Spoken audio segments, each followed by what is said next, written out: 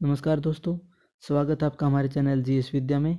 तो आज हम बात करेंगे सेल के बारे में। बायोलॉजी का एक इम्पोर्टेंट टॉपिक है सेल। ठीक है, तो चलिए आज का सेशन स्टार्ट करते हैं। तो सेल बेसिकली क्या है? जैसे एक मकान में जो फंक्शन ईंट का है, वही चीज़ें ह्यूमन बॉडी में सेल है। जैसे ईंट और ईंट को मिला के, बहुत सारी ईंट को मिला देंगे तो क्या बन जाएगी? आपकी दीवार बन जाएगी। उसी प्रकार सेल और सेल को मिला देंगे तो क्या बन जाएगा? आपका सेल यानी कोशिका। कोशिकाओं को मिला देंगे तो क्या बन जाएगा? आपका ऊतक। और ऊतकों को इकट्ठा कर देंगे तो ऊतक के अंग किसके बने होते हैं? ऊतकों के बने होते हैं। और अंग यानी ऑर्गन सिस्टम को मिला देंगे तो क्या बन जाएगी? आपकी बॉडी। ठीक है, आई होप कि मैं आपको समझा पाया कि सेल भी उसी प्रकार संबंधित है जिस प्रकार मकान में ईंट संबंधित है। ठीक है, तो सेल बेसिकली दो प्रकार की होती है। जैसे अपने जो उच्च श्रेणी के जीव होते हैं, जैसे ह्यूमन है या और कोई है, तो उनमें क्या होती है? यूकैरियोटिक सेल होती है। यूकैरियोटिक मतलब है कि इसमें आपका न्यूक्लियस भी होगा। और जैसे जो अभी सेल के बारे में बताऊंगा ना, तब उसको मैं विस्तार से बताऊंगा कि इसके अंदर न्यूक्लियस भी होता है और जो ऑर्गन है वो भी होती हैं। इसमें क्या होता है कि आपका न्यूक्लियस नहीं होता। ठीक है, इसमें क्या है? न्यूक्लियस नहीं होता। ये बेसिकली कि कौन से जीव में मिलती है? ब्लू ग्रीन एल्गी में, जो नील हरित शैवाल बोलते हैं ना, उनके अंदर मिलेगी आपकी। और अपना ये माइटोकॉन्ड्रिया में मिलती है, बैक्टीरिया में मिलती है। ठीक है, तो और सेल को दो भागों में बांट लेके, एनिमल सेल और प्लांट सेल। तो आज इनके बारे में भी हम विस्तार से पढ़ेंगे। तो चलिए आगे बढ़ते हैं। सबसे पहले सेल के बारे में जो कुछ बेसिक फैक्ट हैं जो नॉर्मली एग्जाम में पूछे जाते रहे, उनके बारे में बात कर लेते हैं। तो सेल का साइंटिफिक नाम क्या है? साइटो। ठीक है, साइटो।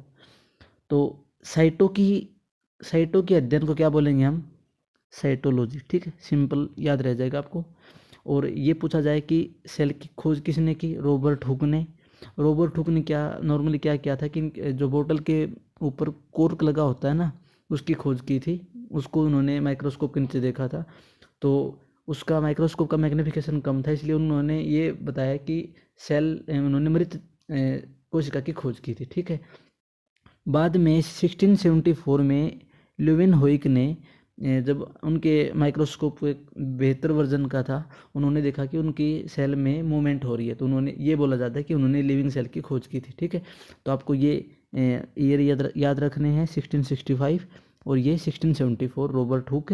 और लिविंग सेल का ना जाए पूछा जाए तो ल्यूवेनहुक होगा आपका। और नॉर्मली पूछा जाए कि कोशिका की खोज किसने की, तो रॉबर्ट हुक आ गया। कोशिका के जनक कौन थे? तो रॉबर्ट हुक आएगा। और सेल शब्द का, कोशिका शब्द का सबसे पहले प्रयोग किसने किया? तो रॉबर्ट हुक आपका आंसर होगा। ठीक है, पूरे लिविंग वर्ल्ड में बात की जाए तो सबसे बड़ी सेल क्या है? ऑस्ट्रिच एग, शुतुरमुर्ग का अंडा पूरे लिविंग वर्ल्ड में सबसे बड़ी सेल है। ठीक है, और सबसे छोटी सेल कौन सी है? माइकोप्लाज्मा। और बात की जाए ह्यूमन बॉडी की, ह्यूमन बॉडी की सबसे बड़ी सेल कौन सी होगी? ओवम। ये गलती से एग लिखा हुआ है, ओवम अंडाणु। और सबसे छोटी सेल कौन सी होगी? स्पर्म। ठीक है, शुक्राणु। और सबसे लंबी सेल कौन सी होगी? Neuron cell. ठीक है, न्यूरॉन सेल बेसिकली कभी भी इसमें न्यूरॉन सेल का सेल डिवीजन नहीं होता। सेल डिवीजन का मतलब है कि सेल का एक भाग से दो भागों में बंटना सेल डिवीजन कहलाता है। ठीक है, जैसे ओवम और स्पर्म मिलके जाइगोट बनाते हैं। जाइगोट से आपकी पूरे ह्यूमन बॉडी का विकास होता है, जैसे एक सेल से दो सेल, दो से चार, चार से आठ। ठीक है, लेकिन जो अपना न्यूरॉन सेल होती है, जो अपनी ब्रेन में होती हैं, उनका कभी भी सेल डिवीजन नहीं होता। इसलिए कभी चोट लग जाए सर पे तो उसमें ठीक होने की संभावनाएं बहुत कम होती हैं। जबकि आपके शरीर के किसी और हिस्से पे चोट लगती है तो उसमें क्या होता है कि आपका सेल अपने खुद का वो कर लेते हैं, खुद को रिकवर कर लेते हैं, खुद को ठीक कर लेते हैं। जैसे हाथ पे चोट लगी, कोई आपका निशान पड़ गया, तो वो बहुत जल्दी आपका रिकवर हो जाता है, वहाँ पर नई सेल आ जाती है। ठीक है, और इसमें साथ में एक फैक्ट बता दूँ आपको, जो लीवर की सेल होती है वो सबसे फास्ट गति से सेल डिवीजन होता है। ठीक है, यानी लीवर की सेल को, यानी लीवर के किसी हिस्से को काट दिया जाए तो वो हिस्सा अपने आप को उसी शेप में ले आएगा। जैसे छिपकली की पूंछ कभी टूट जाती है तो दोबारा नई पूंछ उगाती है, उसी प्रकार यदि हमारे ह्यूमन बॉडी का लीवर है वो भी अपने उसी शेप में वापस आ जाएगा। ठीक है, तो एक वर्ड याद रखना यहाँ, एपोप्टोसिस। एपोप्टोसिस का मतलब है कि सेल की मौत होना। ठीक है, ये कई बार पूछ लिया जाता है एग्जाम में। तो चलिए आगे बढ़ते हैं। ये आपके कुछ फैक्ट और हैं कि किस चीज़ की खोज किसने की थी। जैसे अपने सेल के अंदर बहुत सारे कोशिकांग होते हैं, अंग होते हैं, उनके बारे में पूछ लिया जाता है कि राइबोसोम की खोज किसने की, लाइसोसोम की खोज किसने की। तो ये फैक्ट दिए हुए हैं। तो इनको जब आप वीडियो के बाद में आपको PDF मिल जाएगा, PDF में आपको ये सारी चीज़ें मिल जाएंगी। इसमें ईयर नहीं लिखा हुआ, तो मैं आपको जब आपको PDF मिलेगी, PDF में आपको ईयर साथ में मिल जाएंगे, ठीक है। हर एक चीज़ की, जैसे कोशिका की खोज किसने की, जीवित कोशिका की खोज किसने की, कोशिका सिद्धांत किसने दिया, ये सारी चीज़ें आप इसमें याद कर लेना। इसमें समझाने की कोई भी चीज़ नहीं है, ठीक है। तो चलिए आगे बढ़ते हैं। सेल के अंदर क्या होता है कि सेल, जैसे ये यहाँ से स्टार्ट करते हैं हम। सेल का सबसे बाहर वाली लेयर होती है सेल वॉल, लेकिन ये सेल वॉल सिर्फ अपना प्लांट सेल में मिलती है, ठीक है। एनिमल सेल में सेल वॉल नहीं होती। यानी प्लांट सेल की बात की जाए तो जो ये सेल मेम्ब्रेन है, सेल मेम्ब्रेन के बाहर आपके एक लेयर और मिलेगी जिसको सेल वॉल कहा जाता है। क्या कहा जाएगा? सेल वॉल, कोशिका भित्ति, ठीक है। और ये कोशिका भित्ति किस चीज़ की बनी होती है? आपकी सेलुलोज की बनी होती है। कई बार एग्जाम में पूछ लिया जाता है कि सेल वॉल किस चीज़ की बनी होती है, तो आपका आंसर हो जाएगा सेलुलोज। और ये पूछा जाता है कि कोशिका भित्ति सेल वॉल कौन सी सेल में मिलती है, तो आपका आंसर हो जाएगा प्लांट सेल में, ठीक है। एनिमल सेल में कोशिका भित्ति यानी सेल वॉल नहीं होती, ठीक है। तो आगे बढ़ते हैं। देखो, इसको मैं साफ कर देता हूँ दोबारा। ये देखो, ये आपकी सेल मेम्ब्रेन हो गई। तो सेल मेम्ब्रेन के बाद ये सेल के अंदर क्या है? न्यूक्लियस है, या थोड़ा बड़ी साइज में बना देता हूँ, न्यूक्लियस है। न्यूक्लियस के अंदर ये होता है आपका न्यूक्लियोसोल। और इसके बाद जैसे इसमें ये बीच वाला हिस्सा है, इसमें भी ये बीच का हिस्सा होता है। तो यहाँ क्या होता है? आपका लिक्विड होता है। इसको क्या बोला जाता है? न्यूक्लियोप्लाज्म, ठीक है। ये क्या सारा न्यूक्लियोप्लाज्म है। और इस न्यूक्लियस से बाहर आएंगे तो सेल के अंदर ये क्या होता है? आपका साइटोप्लाज्म, ठीक है। तो ये याद रखना कि ये न्यूक्लियोप्लाज्म यानी केंद्रक द्रव्य। तो केंद्रक केंद्र होता है वो केंद्रक द्रव्य, और कोशिका केंद्र होता है वो क्या है? कोशिका द्रव्य। केंद्रक द्रव्य और कोशिका द्रव्य को मिला देंगे तो क्या बन जाएगा? आपका जीव द्रव्य, ठीक है। कई बार एग्जाम में पूछ लिया जाता है, तो इसको भी आप याद रखना, ठीक है। तो अभी हमने बात की थी सेल वॉल की, तो सेल वॉल के बारे में बात करते हैं। ये आपको बता चुका हूँ, सेलुलोज की बनी होती है। और इसका यूज़ क्या है? ये कोशिका के आकार को बनाए रखने। जैसे मैंने आपको बताया कि पौधों में होती है सेल वॉल। तो आपने देखा होगा कि पौधे हमेशा सख्त होते हैं, हार्ड होते हैं, एक शेप लिए होते हैं। तो वो किस वजह से होती है? वो सेलुलोज की वजह से। और सेल मतलब फाइनली किसकी वजह से होती है? वो सेल वॉल की वजह से होता है, ठीक है। और उसके बाद हमने बात की थी सेल मेम्ब्रेन की। तो सेल मेम्ब्रेन का बेसिक फंक्शन क्या है कि सेल मेम्ब्रेन के थ्रू कोशिका के अंदर के पदार्थ जिनको बाहर जाना होता है, बाहर के पदार्थ जिनको अंदर आना होता है, वो सारा काम किसके थ्रू होता है? Cell membrane. सेल मेम्ब्रेन की सबसे बाहरी लेयर है जिसमें से कोई भी चीज़ें आदान प्रदान होती हैं सेल वॉल के थ्रू। और सेल मेम्ब्रेन किस चीज़ की बनी होती है? प्रोटीन और लिपिड की बनी होती है। ये भी चीज़ आप याद रखना, ठीक है। तो चलिए आगे बढ़ते हैं। ये सेल आपको नज़र आ रही है, ये पूरी सेल है। ये सेल के अंदर के ऑर्गन है। जैसे ये न्यूक्लियस है, ये न्यूक्लियोसोल है, और ये आपका न्यूक्लियोप्लाज्म है, ये एंडोप्लाज्मिक रेटिकुलम है। इनके बारे में एक एक करके बात करेंगे, ठीक है। ये जो सारे ऑर्गन है ना, माइटोकॉन्ड्रिया, गोल्जी बॉडी, ER, ये सारे किस में होते हैं? साइटोप्लाज्म में, जो अभी बात की थी हमने कोशिका द्रव्य में, ठीक है। तो एक एक करके बात करते हैं। सबसे पहले बात करते हैं हम एंडोप्लाज्मिक रेटिकुलम की, जिसको शॉर्ट में ER भी कहते हैं। तो ER के बारे में बात करते हैं। ER क्या है? एक इमेज और मिलेगी ER की, ये देखो ER, ठीक है। ER क्या होता है कि जैसे न्यूक्लियस होता है, यहाँ से स्टार्ट होती है, और जो सेल मेम्ब्रेन होती है वहाँ तक होता है। मतलब ज़रूरी नहीं कि यहाँ तक, स्टार्ट हमेशा यहाँ से होगा, और कई बार यहाँ तक बीच तक होता है, कई बार सेल मेम्ब्रेन तक भी होता है ये, ठीक है। तो इसका मेन फंक्शन क्या है आपका एंडोप्लाज्मिक रेटिकुलम का? एंडोप्लाज्मिक रेटिकुलम दो प्रकार के होते हैं, रफ एंडोप्लाज्मिक रेटिकुलम और smooth endoplasmic reticulum. Rough endoplasmic, मैं शॉर्ट में ER बोल देता हूँ, रफ ER। रफ ER वो होते हैं जिनके ऊपर राइबोसोम होता है। याद रखने के लिए, रफ राइबोसोम, ठीक है। जिसके ऊपर राइबोसोम होगा वो रफ होगी। तो जिसके ऊपर राइबोसोम नहीं होंगे वो क्या होगी? स्मूथ ER होगी। तो राइबोसोम का मेन फंक्शन क्या है? इसके नेक्स्ट हम राइबोसोम ही पढ़ेंगे। तो ER क्या करती है? मेन फंक्शन, ER न्यूक्लियस से जो मैटर आता है उसको बाहर सेल मेम्ब्रेन तक पहुंचाती है, ठीक है। मेन फंक्शन इसका यही है। यहाँ एक एक करके इसके सारे फंक्शन पढ़ लेते हैं। देखो ये उस फैट और प्रोटीन यानी लिपिड और प्रोटीन का क्या करती है, आदान प्रदान करती है, और किस जगह से, न्यूक्लियस से लेकर और सेल मेम्ब्रेन तक। तो ये चीज़ आपको बता चुका हूँ मैं रफ ईआर और स्मूथ ईआर के बारे में। हिंदी वालों के लिए है कि ये खुरदरे और चिकनी ईआर होती हैं, ठीक है। और ये सारी चीज़ें पढ़ा सकते। जैसे रफ ईआर में राइबोसोम किस चीज़ का काम करते हैं, प्रोटीन संश्लेषण का काम करते हैं, सिंथेसिस ऑफ प्रोटीन। वही सेम काम है स्मूथ ईआर में किस चीज़ का होगा, लिपिड का होगा वे, ठीक है, लिपिड का संश्लेषण होगा उसमें, ठीक है। ईआर के बाद हम नेक्स्ट करते हैं अपना राइबोसोम, ठीक है। अभी हमने पढ़ा था कि राइबोसोम ईआर के ऊपर उपस्थित होते हैं, लेकिन कई बार ये अपने साइटोप्लाज्म, जैसे ये सेल है, सेल के अंदर ये न्यूक्लियस होगा, ये बीच वाला जो साइटोप्लाज्म है ना, कोशिका द्रव्य, इसमें भी मिलते हैं, और क्लोरोप्लास्ट में भी मिलते हैं, माइटोकॉन्ड्रिया में मिलते हैं, और रफ ईआर में भी मिलते हैं, ठीक है। ये बात ध्यान रखना, ठीक है। और राइबोसोम का मेन फंक्शन क्या है, राइबोसोम का मेन फंक्शन है प्रोटीन का संश्लेषण करना, सिंथेसिस ऑफ प्रोटीन। इसीलिए इसको क्या कहा जाता है, फैक्ट्री ऑफ प्रोटीन। कई एग्जाम में पूछा जा चुका है कि फैक्ट्री ऑफ प्रोटीन किसे कहा जाता है, तो ये आप ये बात याद रखना। और एक फैक्ट ये है कि आरबीसी में राइबोसोम नहीं मिलता, ठीक है। और ये जो राइबोसोम होते हैं वो दो प्रकार के होते हैं, एटीएस और 70S। यूकैरियोटिक सेल में एटीएस के मिलते हैं और इसमें 70S के मिलते हैं।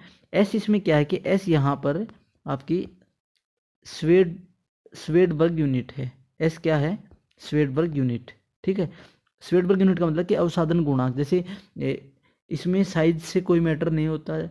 जैसे आपको थोड़ा डेप में बताऊं तो क्या है कि राइबोसोम को जब नली में डाल के और उनको इलेक्ट्रिसिटी के थ्रू हिलाया गया, तो उनमें जो राइबोसोम पहले नीचे बैठ गए, जो पहले जिनका जल्दी सेडिमेंटेशन हो गया, वो साइज में बड़े हैं, और जो लेट बैठे हैं वो साइज में छोटे हैं। तो जो बड़े हैं उनको नाम दे दिया गया एटीएस, और जो छोटे हैं उनको नाम दिया गया 70S, ठीक है। तो एस यहाँ पर क्या है, स्वेडबर्ग यूनिट। आपको सिर्फ ये याद रखना है, ज़्यादा डीप में नहीं जाना, ठीक है। और फैक्ट्री ऑफ प्रोटीन पूछा जाए तो राइबोसोम होगा आपका, ठीक है। तो हमने एंडोप्लाज्मिक रेटिकुलम पढ़ लिया, राइबोसोम पढ़ लिया, और सेल वाल पढ़ लिया, सेल मेम्ब्रेन, ठीक है। तो नेक्स्ट हम करेंगे अभी माइटोकॉन्ड्रिया, ठीक है। माइटोकॉन्ड्रिया की खोज किसने की, अल्टमैन ने 1886 में। ये चीज़ें पिछली स्लाइड में आपको मैं बता चुका हूँ। और इसका नामकरण किसने किया, जैसे सबसे पहले माइटोकॉन्ड्रिया किसने कहा, बेंडा ने, ठीक है। ये कुछ फैक्ट है जो आप याद रख लेना। माइटोकॉन्ड्रिया बेसिकली क्या करता है, जो आपका ग्लूकोज होता है C6H12O6, इसको ऑक्सीजन के साथ मिला के तो क्या करेगा, CO2 का उत्पादन होगा, साथ में H2O बचेगा, और साथ में क्या होगा, 36 ATP साथ में निकलेंगे। ये ATP क्या होता है कि एनर्जी है ये सारी, ठीक है। तो एनर्जी बेसिकली किस जगह निकलती है, माइटोकॉन्ड्रिया में, ठीक है। तो माइटोकॉन्ड्रिया क्या करता है, एनर्जी की वजह से, यानी सेल को जितनी एनर्जी की जरूरत होगी, हमारी बॉडी को जितनी एनर्जी की जरूरत होगी, वो किस जगह बनेगी, माइटोकॉन्ड्रिया में। तो इसीलिए माइटोकॉन्ड्रिया को क्या कहा जाता है, power house of the cell, ठीक है, पावर हाउस ऑफ सेल। ये आपका कहीं भी क्वेश्चन आ जाए कि पावर हाउस ऑफ सेल किसे कहा जाता है, तो माइटोकॉन्ड्रिया में। इसमें कुछ फैक्ट और भी लिखे हों, जैसे इसके अलग अलग नाम से इसको बुलाया जाता है। मैं आपको दिखा देता हूँ, एक स्लाइड मैंने बनाई हुई है। माइटोकॉन्ड्रिया, ये देखो, also known as a power house of the cell, श्वसन केंद्र, ऊर्जा केंद्र, ऊर्जा घर, ठीक है। इन चीज़ों को याद रख लेना, ये फैक्ट समझाने का कुछ नहीं है। तो माइटोकॉन्ड्रिया को मैंने आपको समझा दिया है। माइटोकॉन्ड्रिया के बाद अपना नेक्स्ट आएगा वैक्यूल्स। वैक्यूल्स क्या होता है कि जैसे ये सेल है, सेल के अंदर ऐसी शेप में वैक्यूल्स मिलेंगे।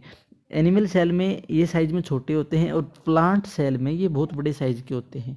और नॉर्मली इनके अंदर क्या होता है, लिक्विड होता है, वाटर कंटेनिंग मटेरियल होता है। और प्लांट सेल में ये कई बार 90% तक का स्पेस घेरे रहते हैं, और एनिमल सेल में 5 से 10% तक की जगह घेरते हैं, ठीक है। और प्लांट सेल में ज़्यादा जगह घेरने की वजह क्या है कि इनके अंदर वाटर कंटेनिंग मटेरियल होता है। तो ये क्या होता है कि पौधे को जब पानी की ज़रूरत होती है, इसी में संचित रहता है पानी, ठीक है। तो वैक्यूल्स के बारे में ज़्यादा पढ़ने की ज़रूरत नहीं, सिर्फ इतना ही है कि ये कोशिका के अंदर होते हैं और शेप में प्लांट सेल में ज़्यादा बड़े होते हैं। नेक्स्ट पार्ट आपका गोल्जी बॉडी। तो ये चीज़ें देख लेना कि गोल्जी बॉडी की खोज किसने की थी, इसका मेन फंक्शन क्या है वो मैं आपको समझा देता हूँ। एक स्लाइड निकाल लेता हूँ जिसमें सेल की इमेज बनी हुई है, ये वाली। देखो ये जैसे न्यूक्लियस था, न्यूक्लियस के बाद ये आपका एंडोप्लाज्मिक रेटिकुलम था। एंडोप्लाज्मिक रेटिकुलम पर जो राइबोसोम थे, राइबोसोम ने प्रोटीन का सिंथेसिस किया। अब उस प्रोटीन सिंथेसिस को कौन कैप्चर करेगा, ये जो गोल्जी बॉडी नज़र आ रही है, इन गोल्जी बॉडी ने क्या करेगा, गोल्जी बॉडी ने उस प्रोटीन सिंथेसिस को अपने पास लिया और उसकी पैकिंग कर दी, ठीक है, क्योंकि उसको सीधे डायरेक्ट रूप में तो बाहर नहीं भेज सकते। उसकी पैकेजिंग करके फिर ये सेल मेम्ब्रेन के थ्रू जिस जगह पर शरीर में प्रोटीन की रिक्वायरमेंट है उस जगह भेज दिया जाएगा, ठीक है। तो गोल्जी बॉडी का मेन फंक्शन क्या है कि सेल में जितना मैटर बाहर आता है या सेल से जितना मैटर बाहर जाता है उसके पैकेजिंग करता है, उसका मैनेजिंग करता है। तो एक प्रकार से क्या है, post office of the cell है। कई एग्जाम में पूछा गया है। इससे रिलेटेड एक तो फैक्ट और है, वो आपको मैं दिखा देता हूँ, वो याद कर लेना, समझाने का कुछ नहीं है उसमें। आल्सो नोन एज, ये जो है ना गोल्जी बॉडी, जैसे पोस्ट ऑफिस ऑफ सेल, यातायात में प्रबंधक है, ठीक है, ये चीज़ें देख लेना आप। तो अब हम नेक्स्ट पार्ट की तरफ बढ़ते हैं। आई होप कि आपको समझ आ रहा होगा। हमने सेल वॉल कर लिया, सेल मेम्ब्रेन कर लिया है, माइटोकॉन्ड्रिया कर लिया है, और आपका वैक्यूल्स कर लिया है, लाइजोसोम अभी करेंगे हम, राइबोसोम कर लिया है, एंडोप्लाज्मिक रेटिकुलम कर लिया, ठीक है। तो गोल्जी बॉडी कर लिया। लाइजोसोम क्या होते हैं कि लाइजोसोम में छोटे छोटे गोल ऑर्गन होते हैं सेल के अंदर ही। इनके अंदर एक एसिडिक मटेरियल होता है, वो क्या करेगा कि जल को किसी भी मतलब सेल के अंदर जितना जल है उसको ख़त्म कर देगा। बेसिकली आपको सिंपल भाषा में समझाऊं तो मैं, सिंपल लैंग्वेज में क्या है, जैसे ये सेल है, सेल के अंदर ये लाइजोसोम है।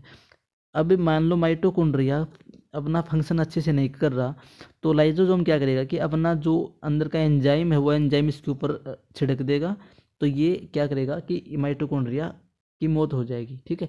तो नॉर्मली क्या है कि सेल के अंदर कोई चीज़ ऐसी जैसे एंटी सेल आ गई, क्योंकि माइटोकॉन्ड्रिया फंक्शन नहीं कर रहा, तो क्या किया, एंटी सेल, अब इसका कोई यूज नहीं है तो ये एंटी सेल होगा। या बाहर से कोई मैटर आता है उसमें क्या करेगा, ये उनसे सेल की रक्षा करता है, ठीक है। तो ये इसमें क्या होता है कि जल अपघटक एंजाइम होते हैं, एक ऐसा एंजाइम जो वाटर को ख़त्म कर देगा, और किसी भी चीज़ में वाटर की कमी हो जाएगी तो वो चीज़ मर जाएगी, ठीक है। कई बार क्या होता है कि पूरी सेल ही डेड हो जाती है, उस सिचुएशन में क्या करेगा, लाइजोसोम अपने पूरे एंजाइम को पूरी सेल में छिड़क देगा, तो पूरी सेल को ही ये ख़त्म कर देगा। इसलिए इसको कई बार क्या कहा जाता है कि सुसाइड बैग ऑफ सेल, आत्महत्या की थैली, ठीक है, आत्महत्या की थैली। तो लाइजोसोम के बारे में सिर्फ इतना ही आपको पढ़ना है कि इसको सुसाइड बैग कहा जाता है। क्यों कहा जाता है वो मैंने आपको समझा दिया, ठीक है। आई होप कि आपको ये समझ आ गया होगा लाइजोसोम भी। नेक्स्ट पढ़ते हैं प्लास्टिड और न्यूक्लियस के बारे में, ठीक है। प्लास्टिड नॉर्मली क्या है कि आपका केवल प्लांट सेल में मिलेंगे, और ये 3 प्रकार के होते हैं, ठीक है। ये एनिमल सेल में नहीं होता, केवल प्लांट सेल में होता है। हरित, अवर्णी और वर्णी। हरित का मतलब है क्लोरोप्लास्ट, अवर्णी का मतलब है कि ल्यूकोप्लास्ट, वर्णी का मतलब है क्रोमोप्लास्ट। देखो हिंदी में वर्ण का मतलब होता है रंग, तो आप इसे याद रख लेना कि अवर्णी जिसमें रंग न हो, वर्णी जिसमें रंग हो, हरित जिसके अंदर हरा रंग हो। तो पौधे की जितनी पत्तियां होती हैं वह हरे रंग की होती हैं, तो उनमें क्या होता है, क्लोरोप्लास्ट होता है। क्लोरोप्लास्ट से क्लोरोप्लास्ट में क्लोरोफिल होता है जो कि प्रकाश संश्लेषण का कार्य करता है, यानी फोटोसिंथेसिस का काम करता है। फोटोसिंथेसिस से क्या है कि पौधे को भोजन मिलता है, इसलिए इसको क्या कहा जाता है, kitchen of the plant cell, ठीक है, kitchen of the plant cell, यानी पादप कोशिका का रसोई घर, ठीक है। अवर्णी सेल जिसमें रंग नहीं होता, यानी ये वो पार्ट है जो सनलाइट से, सूर्य के प्रकाश से दूर रहते हैं, जैसे पौधे की जड़ है। ये नॉर्मली क्या होगा, आपका व्हाइट कलर का मिलेंगे, व्हाइट कलर में सफ़ेद कलर के, क्योंकि सूर्य का प्रकाश इन तक नहीं पहुंच पाता। और ये बेसिकली क्या करते हैं, पौधे का जितना भोजन होता है इसी में संचित मिलेगा, ठीक है। पौधे का जितना फूड रिक्वायरमेंट होगी वो इसी अवर्णी लवक में मिलेगी। वर्णी लवक की वजह से पौधे रंगीन दिखते हैं, जैसे गाजर लाल क्यों दिखती है, कैरोटीन की वजह से, ठीक है। ये चीज़ें आप देख लेना, चुकंदर में विटामिन होता है, ठीक है।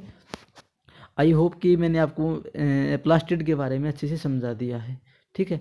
अब हमें नेक्स्ट करते हैं न्यूक्लियस के बारे में। तो न्यूक्लियस की खोज किसने की? रॉबर्ट ब्राउन ने। इसके अंदर क्या होता है? हिस्टोन प्रोटीन होता है और डीएनए से बनी संरचना होती है, ठीक है। हिस्टोन प्रोटीन इसमें होता है आपका, जैसे 10% डीएनए होता है। हिस्टोन प्रोटीन क्या करेगा? जो ये 10% डीएनए है इसकी सुरक्षा के लिए बाहर इसकी लेयर बनाए रहता है, ठीक है।